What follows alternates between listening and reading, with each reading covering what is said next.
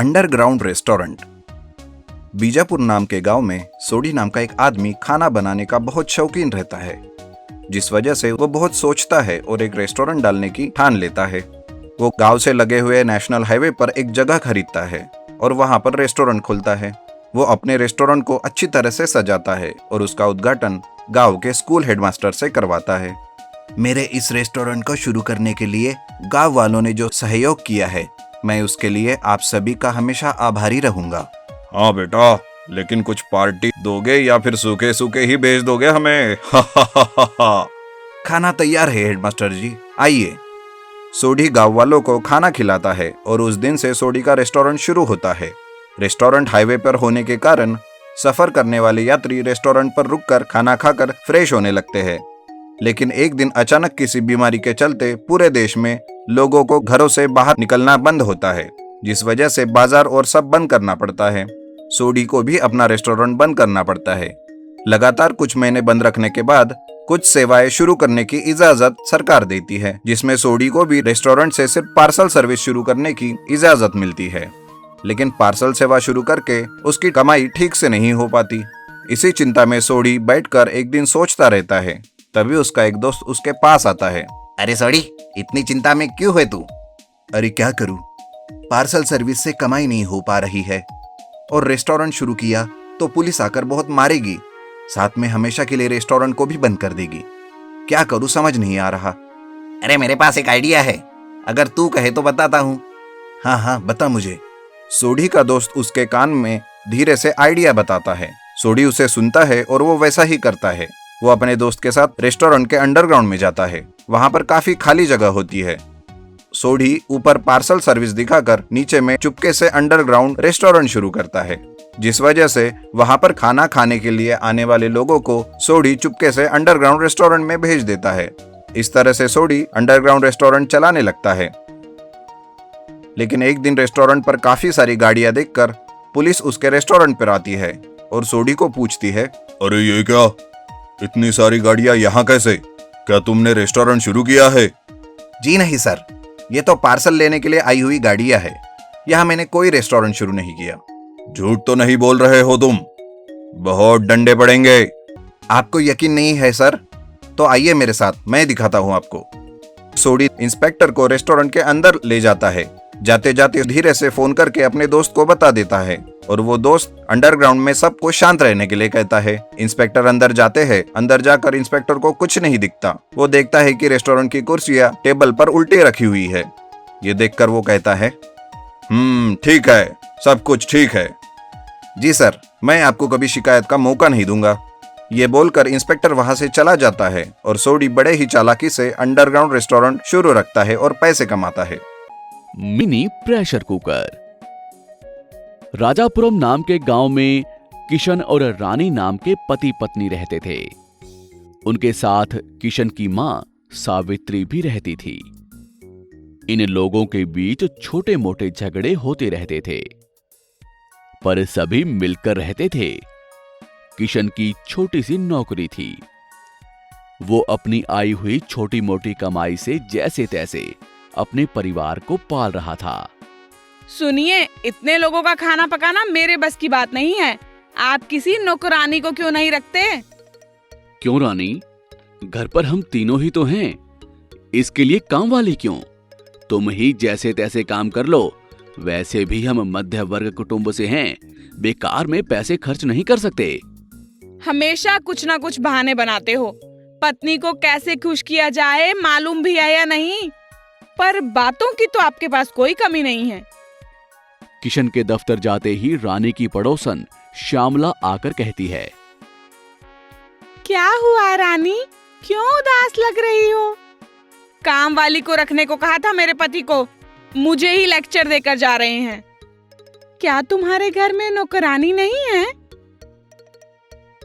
तो क्या घर का सारा काम तुम अकेली ही करती हो? कितने कष्ट हैं तुम्हारे।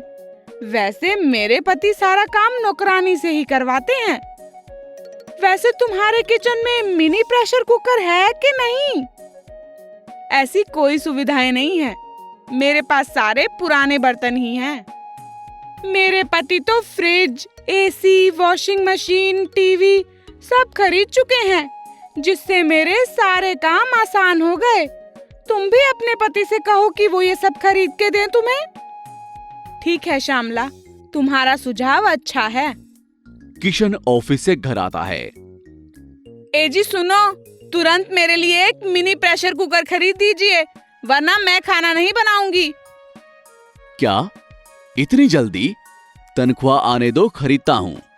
आपको कुछ भी कहो, आप तनख्वाह से उस चीज को जोड़ देते हो और बाद में भूल जाते हो।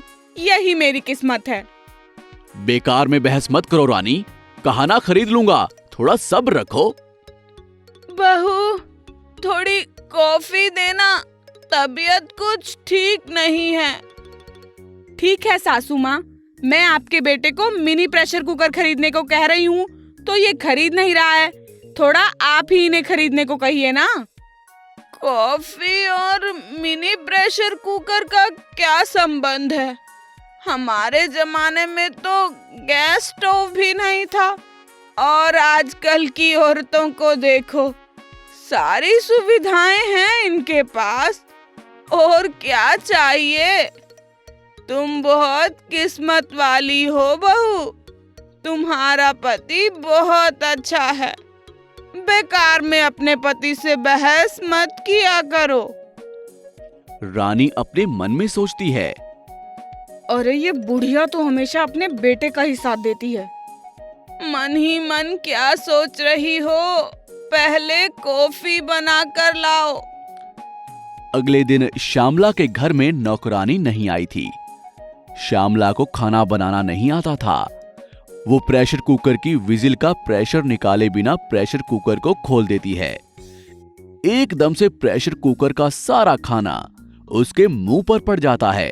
वो चिल्लाते हुए बाहर भागती है। क्या हुआ श्यामला, क्यों चिल्ला रही हो? ये आवाज कैसी है? आज शाम काम वाली घर पर नहीं आई तो खाना बनाने में खुद गई। प्रेशर कुकर का ढक्कन निकालते ही सारा खाना मेरे मुंह पर पड़ गया और मैं ऐसी हो गई। मुझे कुछ काम नहीं आता, कभी काम किया हो तब ना। ए जी, मुझे प्रेशर कुकर नहीं चाहिए, आप मत खरीदो, मुझे उसकी जरूरत नहीं है। क्या हुआ रानी?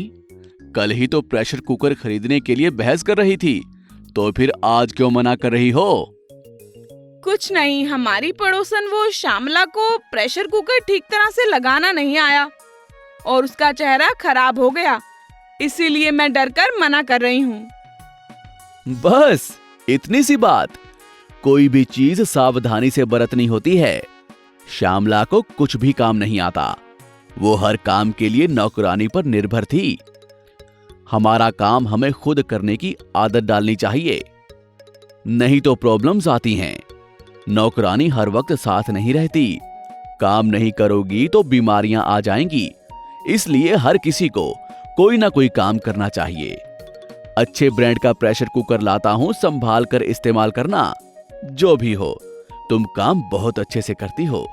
हर किसी की बात मत सुना करो। जिसके मुंह में जो आता है वो कह देता है। हमें अपना काम करना चाहिए। किशन की कही हुई बातें रानी को कुछ समझ में आती हैं और उसकी आंखें खुलती हैं। आप सही कह रहे हो, हमारा काम हम ना करें तो प्रॉब्लम्स आएंगी ही। ये श्यामला को देखकर मुझे समझ में आ गया। अब मैं आपसे बहस नहीं करूंगी, मैं अपना काम खुद ही कर लूंगी। किशन एक नया प्रेशर कुकर लाकर रानी को देता है। रानी बहुत खुश हो जाती है।